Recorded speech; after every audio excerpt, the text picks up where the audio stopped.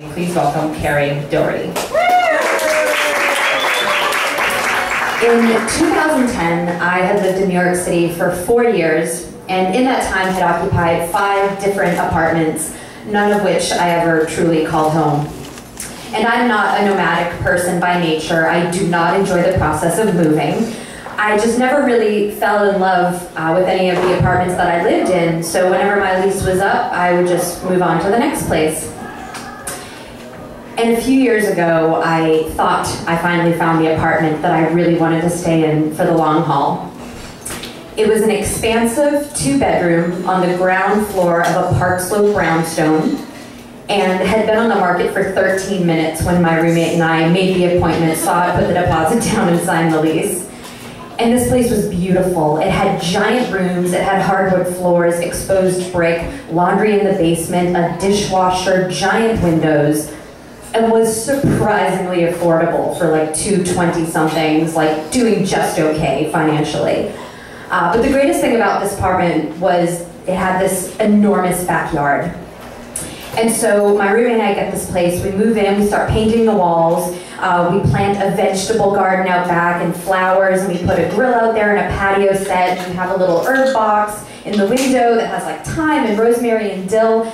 And I'm starting to realize as we're settling in that what I was really looking for in an apartment in the city was like just a little slice of country life, because like I grew up in, the suburbs. So all I really wanted was like a little garden where I could go pick a pepper and then make an omelet and go into Manhattan. So I was really, really falling in love with this place and thought that I finally found that apartment that I wanted to call home. And then Norman came along, and Norman was small and gray and had a really long tail. And I first met Norman when I was eating lunch at the kitchen table one day. I looked up from my cheese and cheese sandwich and saw this little mouse staring back at me. I screamed, he blinked twice, and then ran under the oven. So my roommate comes home later that night. I am freaking out because like I grew up, my family had no less than 7 cats patrolling the perimeter of the yard at a time. I never once saw a live mouse, not in my house. So my roommate comes home and I'm freaking out. I'm like, we have a mouse. Like, can the apartment get condemned? Does it shit everywhere? Like, how does this work? Or are we gonna have to move out? He's like, no, calm down. I've had a mouse before. It's really easy. I have a humane trap. We'll catch him. We'll release him. Very easy. And I was like, okay, great. So we name our mouse Norman because all pets, even the unwanted ones in your house, should have names. It's just a polite thing to do. And we go about trying to catch Norman. So we have this little green house, and you bait it with like a cracker and peanut butter, and the mouse sees the treat, climbs in, a little trap door closes, and then has a nice little snack to eat while you go release it. So we set this thing up in our kitchen where I'd seen Norman near the oven, and we set it up. We don't know if it's going to take 10 minutes or if it's going to take a week, so we just leave it there. We go into our living room to watch a movie for the night. It's like 10 minutes into the movie, and we hear a click from the kitchen. So we go out, and there's Norman in the little house. His little tail is coiled up. We're like, wow, 5 minutes, thanks Norman, that was great. So we decide we're going to take Norman down to Prospect Park to release him, because we had read if you release a mouse at least a mile away from where you live, it won't be able to find its way back, and we did not want Norman coming back. So we're like skipping down to the park, so excited that we've caught Norman. We're like holding up the little house for each other, all proud, like it's like a prized tuna catch, or like our baby's first shit or something, like all excited. And we get to the park and we go out into a long stretch of grass, and we open the little door and we do a sort of Clark Griswold-esque tongue drum roll. We're like, drrrr, and Norman flies out. We're like, bye Norman, it's been swell, but this line's gone down, whatever, nice to see you.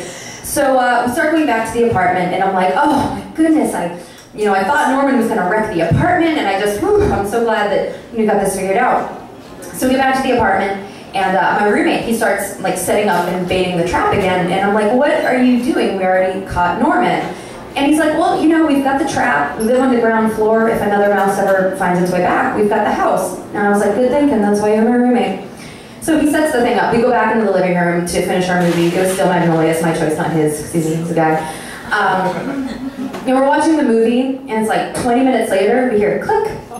We hear the door close again. So we go out in the kitchen, and I look down, and there's this mouse that looks exactly like Norman. And I'm like, okay, maybe we had 2 mice. My roommate's not saying anything. So we walk to the park, this time a little bit faster. We forfeit our tongue drum roll, we just kind of release it, turn on heel, come home. We get back, and my roommate very quietly starts setting up the house again. And I'm like, this isn't gonna be some kind of problem, is it? By the next morning, we had caught 4 more mice. Norman, it seemed, had a family, and we had an infestation. So we call our landlord, who lives directly above us, and we leave her a voicemail. We're like, hey landlord, we have mice, help. At the end of the day, we end up getting this note tacked to our door from our landlord, along with a PETA pamphlet, and the note just says, we are all God's creatures. Which is bullshit, because she lives above us. We smell her like burning animal flesh like 4 nights a week, so she's being lazy. So it is up to us to fight this battle. So we turn into an army of 2. We start putting all of our food into giant Tupperware containers so the mice can't get at it. We're just constantly wiping up their shit, which sometimes I mistook for brown rice and I accidentally licked my finger and whatever. And we would take Brillo pads and plug them in all of the holes. And like we were a catch and release machine, the 2 of us were just catching them left and right. We don't even go to the park together anymore. We work in shifts. Our friends and our family don't hear from us. We're breaking plans left and right. We're calling in sick to work. Like we are in it. And the thing about the mice is that when we first started seeing them, when we realized there was more than 1, we would only like see them at night. They would just be in like the kitchen near the oven. But then it's almost as if word got around like the Brooklyn mouse community that we weren't killing them, that we were just releasing every single one. So like the mice started to get really, really ballsy. Like we'd be in the shower and they would come into the bathroom and like peek at us through the shower, and we'd be doing dishes in the sink and they would just run along like, Dad, I see you. And then at night they would climb up our curtains like little Cirque du Soleil rodents and just stare down. It's as bad as it sounds. One night I'm lying in my bed and I just suddenly wake up and I'm very alert and I have this feeling that I'm like being judged. So I turned my light on and I looked down onto the floor, swear there are 2 of them, and they're just staring back at me. And I mean, I had seen so many at this point, like I was no longer afraid, and I looked right at them and I was like, look, I don't care how many babies you have or how many times you shit under the oven so that when we turn it on, the whole apartment smells like diarrhea. I am not giving up my perfect apartment. 2 weeks later, we had logged the capture and release of over 40 mice. We weren't eating, we weren't sleeping, we hadn't seen our friends and family. Our garden was overgrown with weeds, our vegetables were rotting, our herbs were wilting, everything had just gone to shit.